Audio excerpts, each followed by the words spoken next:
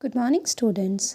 Today we will discuss chapter number 18th different kinds of houses. हमारे houses के different kinds होते हैं, अलग अलग types होते हैं, तो आज हम उनके बारे में study करेंगे. So have you seen houses near you? Some houses are कच्चा and some are पक्का house. आप लोगों ने अपने आसपास घर देखे होंगे जिसमें से कुछ कच्चा हाउस होते हैं, कुछ पक्का हाउस होते हैं. Some are one story and some are multi story. कुछ one story होते हैं और कुछ मल्टी स्टोरी होते हैं, मतलब बहुत first floor, second floor, third floor इस तरह की बिल्डिंग्स होती है. Many materials are required to construct these houses. और इन हाउसेस को बनाने के लिए काफ़ी सारी मटेरियल्स की रिक्वायरमेंट होती है. Some houses are very attractive like big palaces. और कुछ हाउसेस इतने ज़्यादा अट्रैक्टिव होते हैं, देखने में हमें इतने अच्छे लगते हैं जैसे कि बिग पैलेसेस अच्छे लगते हैं. Then think and explain. So question number first, which materials are required to construct the houses. Houses construct करने के लिए हमें कौन कौन से मटीरियल्स रिक्वायर्ड होते हैं. So answer is bricks, stones, sand, iron rods, cement, concrete etcetera. ये आइटम्स हम बिल्डिंग्स को कंस्ट्रक्ट करने के लिए यूज़ करते हैं. From where these materials are purchased in your area. आपके एरिया में फॉर एग्ज़ाम्पल आपको ही घर बनवाना है तो कौन कौन से मटेरियल्स आप परचेज़ करेंगे, कहाँ से परचेज़ करोगे, that you have to write by yourself. Which types of roofs are there in these houses. उन हाउसेस में किस तरह की रूफ्स होती है. So roofs made of sand, bricks, cement, concrete, iron rods etcetera. जब हम हाउस में ये मटेरियल्स यूज़ कर रहे हैं तो इन्हीं मटेरियल्स की रूफ्स बनेगी. How does your houses protect you from heat, cold, rain? Roofs and walls of our house protect us from heat, cold and rain. आपको गर्मी, सर्दी, बारिश इनसे कौन बचाता है. जो आपके घर की रूफ्स, छत होती है, और वॉल्स जो दीवारें होती है, यही हमें प्रोटेक्ट करके रखते हैं. What are the facilities in your house for fresh air and light? आपके घर में फ्रेश एयर और लाइट आए इसके लिए क्या क्या फैसिलिटीज़ करके रखेंगे. So we have windows and doors in our house to get fresh air and light. हमारे घर में प्रॉपर लाइट, फ्रेश एयर और लाइट आ सके इसके लिए हम क्या करते हैं, विंडोज़ और डोर्स बनाते हैं, कंस्ट्रक्ट करवाते हैं. हाउसेस कच्चा और पक्का. The air light should become sufficient and proper.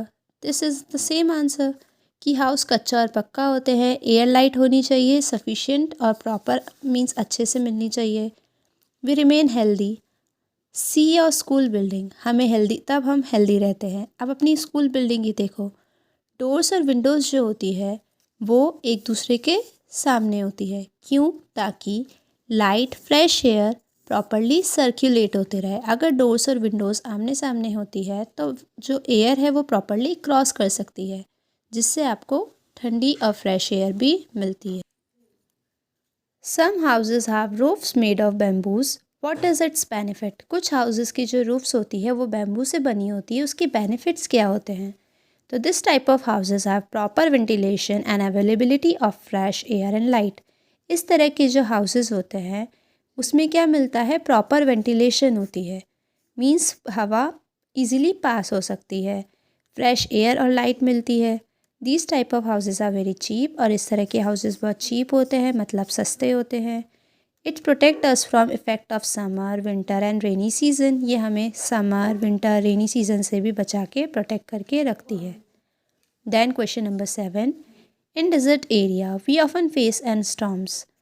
How do the inclined roof of houses help in such storms. Desert area में अगर हम जाए तो वहाँ पे बहुत ज़्यादा तूफ़ान भी आता रहता है. मिट्टी है, हवा चलती है, तो वहाँ पे तूफ़ान आएगा, पेड़ पौधे होते नहीं हैं. तो वहाँ पे इंक्लाइन रूफ्स उन हाउसेस को कैसे प्रोटेक्ट करके रखती है. So incline roof protect the people from high speed wind and storms. So high speed wind and storm से क्या करती है, वो प्रोटेक्ट करके रखती है. Then the places where stones are easily available, the roofs and walls are made up of stones only. जो places पे stones मतलब पत्थर easily मिलते हैं, उन places पर रूफ और वॉल किससे बनाई जाती है, स्टोन से बनाई भी होती है. जहाँ पे stones easily available नहीं होते हैं वहाँ पे walls और रूफ किससे बनती है, mud and bricks. Underline these two lines. It is important, which you have to know. Nowadays, roofs are made with help of iron angles, but आजकल roofs किससे बनने लगी है? Iron angle से, सीमेंट से, कंक्रीट से. रूफ ऑफ द हाउसेस, और हम हाउसेस की रूफ को अब क्या बोलते हैं? RCC. Near the forest the houses are mostly of wood. और फॉरेस्ट के आसपास हमारे हाउसेस कैसे बने होते हैं? वुड से बने होते हैं. Mostly wood material are use due to availability of more wood. क्यों बनते हैं फॉरेस्ट में हाउसेस वुड के? क्योंकि वहाँ पे वुड की अवेलेबिलिटी बहुत ज़्यादा होती है, वहाँ पे वुड ज़्यादा मिलती है. Now people are moving to cities from villages from employment and education.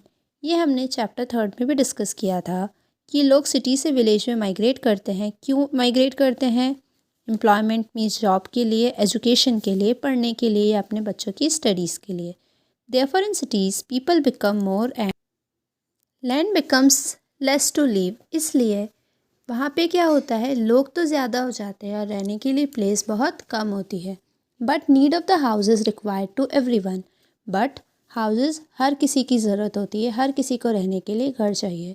So houses are made very near to each other. इसलिए घर बहुत ज़्यादा आसपास में बने होते हैं. This is the reason that big cities have many multi storeyed building. और यही एक रीज़न है कि मल्टी स्टोरी बिल्डिंग वहाँ पे बनती है. In the above picture multi storey building is shown. इस पिक्चर में आपको मल्टी स्टोरी बिल्डिंग ही बता रखी है. मल्टी स्टोरी बिल्डिंग में क्या होता है? रूफ मतलब छत तो एक होती है, स्टेयर्स भी एक होती है, लिफ्ट भी एक ही यूज़ करते हैं हर कोई. ठीक है. Then question 8, why multi storey building are made in cities. Multi storey building cities में क्यों बनी होती है? Answer is due to lack of space and size of buildings can be seen. क्योंकि वहाँ पे जगह कम है, बिल्डिंग्स के साइज़ बड़े होते हैं और वहाँ पे पीपल्स भी बहुत ज़्यादा होते हैं. इस वजह से मल्टी स्टोरीड बिल्डिंग बनी होती है. What facilities do the people living in the multi storeyed building have. कौन कौन सी फैसिलिटीज़ उन्हें मिलती है जो मल्टी स्टोरी बिल्डिंग में रहते हैं? Answer is multi storey building have one common roof. एक कॉमन रूफ होती है. They help each other. वो एक दूसरे की हेल्प करते हैं. Protect provided with the facility of water, electricity etcetera. उन्हें वहाँ पे फैसिलिटीज़ भी मिलती है वाटर की, इलेक्ट्रिसिटी की, और भी बहुत चीज़ें होती है. Then to have all the facilities in a house और buildings lot of money is to spend. और ये सारी फैसिलिटीज़ प्रोवाइड करने के लिए बिल्डिंग में काफ़ी सारे पैसे खर्च होते हैं. स्पेंड मतलब खर्च करना.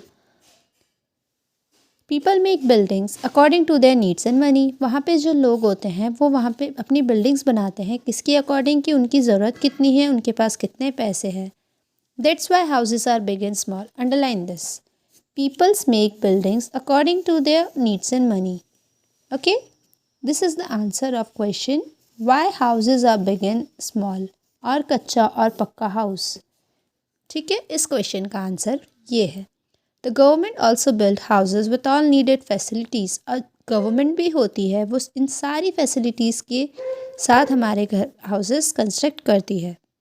We can make payment in small instalment. और जो हाउसेस गवर्नमेंट बनाती है उन हाउसेस की हम पेमेंट इंस्टॉलमेंट में भी करते हैं. So many people get houses according to their needs and capacity. काफ़ी सारे लोगों को वो हाउसेस भी मिलते हैं उनकी कैपेसिटी, उनके पास कितने पैसे हैं, उनकी कितनी ज़रूरत है, उसके अकॉर्डिंग. इन आर स्टेट, हमारी स्टेट राजस्थान में हाउसिंग बोर्ड प्रोवाइड्स. और हमारे राजस्थान में कौन प्रोवाइड करता है? Housing board. Such houses to the people. Housing board ही हमारे यहाँ पे काफ़ी सारे हाउसेस प्रोवाइड करवाता है. ठीक है.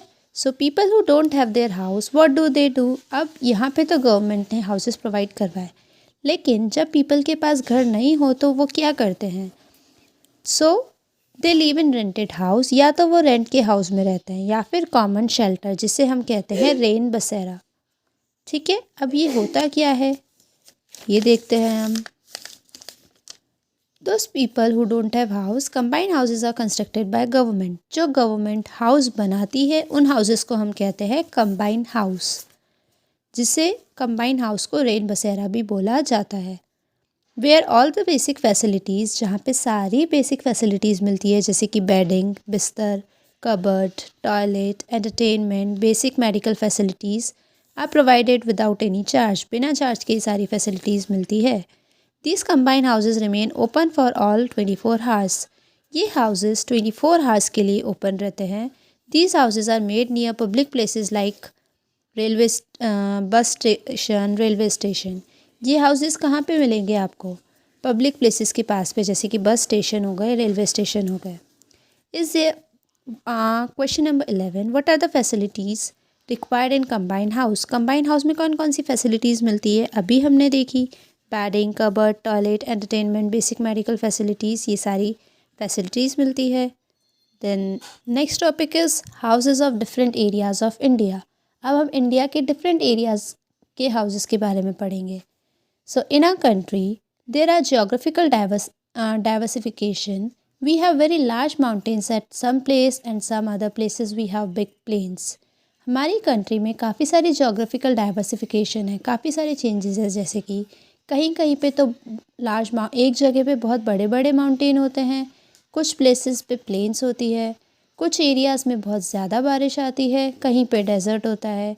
इसी रीज़न से people build houses according to their weather, इसलिए अब उस वेदर के अकॉर्डिंग लोग क्या करते हैं, वहाँ पे घर बनाते हैं। So let us discuss the various type of houses. अब हम अलग अलग टाइप के हाउसेस के बारे में डिस्कस करेंगे।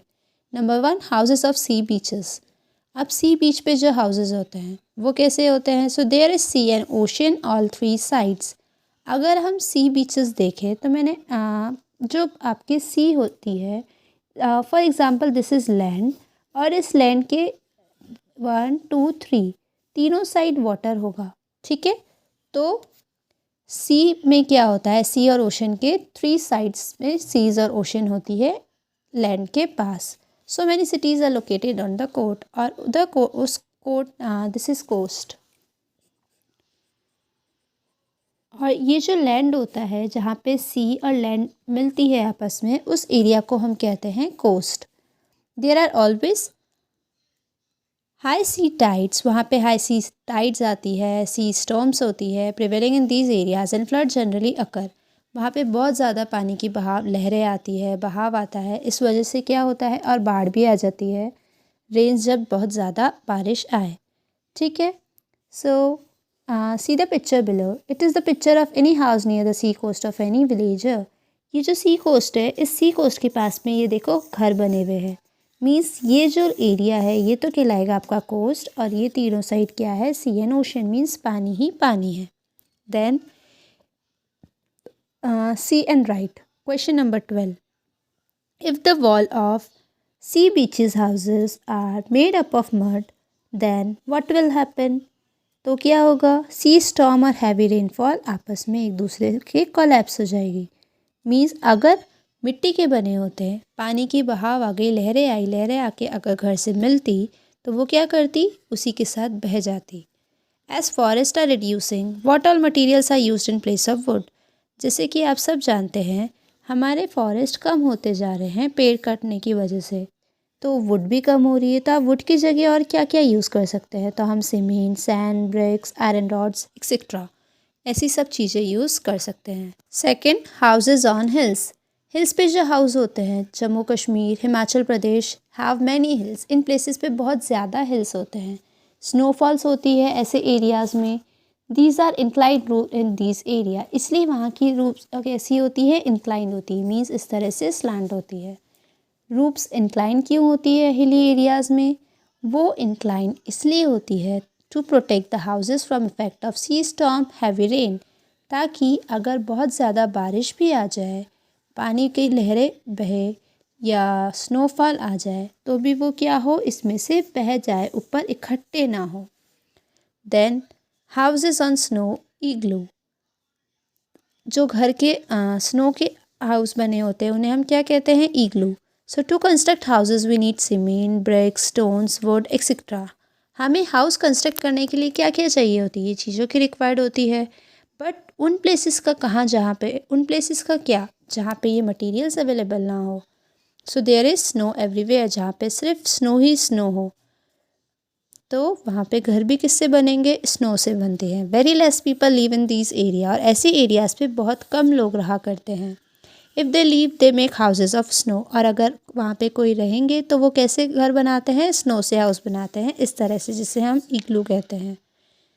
ये हाउसेज इग्लू कहलाते हैं। Come to next page. India has different physical features. India में बहुत सारे फिजिकल फीचर्स होते हैं।